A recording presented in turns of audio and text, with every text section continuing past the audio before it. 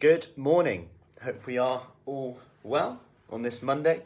Thought I'd jump on as we've just started our 5-day free kickstart. It is not too late to join in. I'll put a link in the comments of this video if you do want to join us. We've just started today at 6 a.m. So if you do want more accountability, a step-by-step plan, a short workout and a short task each day, plus I'll be live every evening at 8:30 p.m. This is your last chance to come in. Good morning, Carol. Hope we are all well. Give me a hello if you're coming in on here. Going to talk about weight regain today, and this kind of stems from the introduction I did last night in the 5-day free kickstart. Because when I got people to just introduce themselves, some that came up, morning Mary, morning Caroline, something that came up was about, I've lost weight before, and you can probably vouch for that. If you have before, let me know. And then I've put some back on. Morning Stella, morning Caroline, morning Mary. I've put some weight back on. And I just asked, how does that make you feel when you lose some weight and then put some back on? And some of the comments were, I feel like a failure. I'm disappointed in myself, which is it's like a teacher saying, isn't it? Disappointed in you.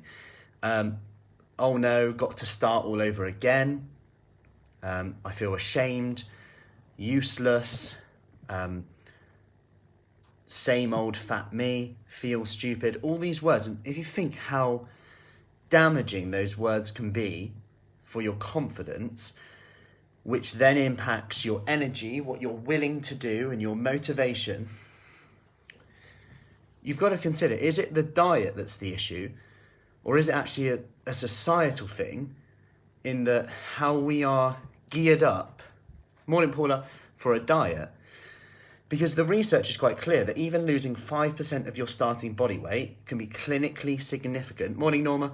Can be clinically significant in terms of helping your blood pressure, cardiovascular disease, diabetes, immune system. I could go on. Clinically significant. And based on that, that would mean that diets do work to an extent, even if you regain some. And I guess my question is here, is this the issue, the weight regain, or is it the thoughts about regaining weight? AKA, is it actually that I've regained 2 pounds this week and what I call a bad week, which I could go into in a bit more detail in that, if you look at slimming clubs, etc., how we rely on a weekly weigh-in, which has its errors, of course, because you could have eaten more fibre one day. You could fluctuate up to 4 pounds daily. So if you are, I would advise, if you are quite sensitive to the scales in that you, rightly or wrongly, base your self-worth and results on the scales, I would recommend, and you weigh yourself anyway, actually recommend weighing yourself daily and divided by 7 at the end of the week, so you get a bit of an average. This will help account for fluctuations, especially important if you, for menstrual cycle, but also if you're changing your diet a lot, you can see fluctuations. Your sleep's a bit up and down. They can all impact the time of day that you weigh yourself, and I would also say in the morning. Now, I could go in all day about how valid and reliable they are. But if we thought about this, okay, maybe you do put on a few pounds, maybe you do stay the same. What if instead of saying, I failed, I'm useless, what if you just realise that this is actually a part of the process? Because when they look at studies, people who have lost 10 kilos or more and kept it off for at least a year, these people nothing just happens at the click of a finger, nothing's just linear with this. Yet when we start something new and when we do a diet or something, it's you should expect to lose this amount a week, every week. And that can actually be quite damaging. And not that doesn't happen, it does happen, but it's a lot easier to respond to something that could happen than what you think would never happen. Because if it comes at you as a surprise, then we're less prepared for it. And we're unable to go into that mode of, okay, what have I done this week? What's worked well? What could I improve this week? Is it just a fluctuation based on the time of day I weighed myself? Menstrual cycle? Anything else you've done differently this week? what happens if I just kept going? What happens if I shorten the gap between going into I'm useless, I'm rubbish, and actually I'll just keep going and see if that weight just comes back off again? What if you just drank a bit more water one day? What if you just weighed yourself a bit earlier because you got up a little bit earlier?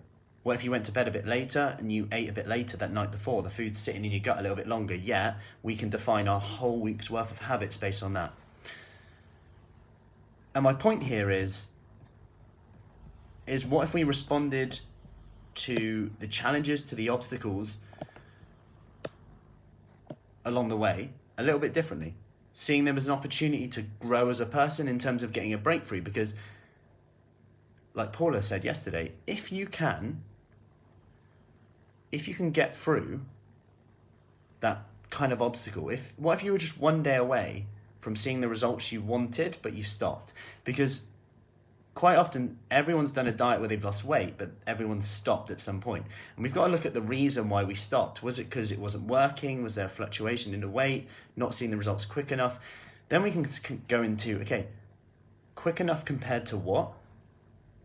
Compared to an ideal scenario in our head, something we've been told, have we been misled? And then you could go into all sorts of other areas as well, in that maybe what we were doing wasn't quite as suited to us as it was to someone else. Some people have more issues with hunger and appetite regulation than other people. That's where different strategies in terms of nutrition, also psychology, could help as well. In terms of, if you tell one person that they can have as many potatoes as they want, that works great because they know when to stop. When someone else, they may have the FTO gene, which impacts appetite and hunger. Some people tend to have higher appetites and struggle when to stop. There's all these impacts, all these things that come into it as well, which then we can then look at, okay, maybe we need to try this approach. And actually, just by saying maybe we need to try this approach instead, that is the breakthrough, rather than going, oh, that means I'm failed, that means I'm useless because they can do it and I can't, so it must be me. And yes, there's an element where we do need to take some personal responsibility, but often it's generalized advice, which then becomes like, oh, it must be me. Whereas actually, sometimes you just need to have a chat, like, what's working, what are you doing, have you tried this, have you not? Change your thoughts, change your behaviours, as the saying goes. And all this actually means is focusing on how you want to feel rather than how you don't want to feel. So I hope that helps. It is 5-day kickstart, starts today. If you want in on that, if you're joining in on that, I'll put a link in the comments. You can join in there. I will speak to you soon. Have a lovely day.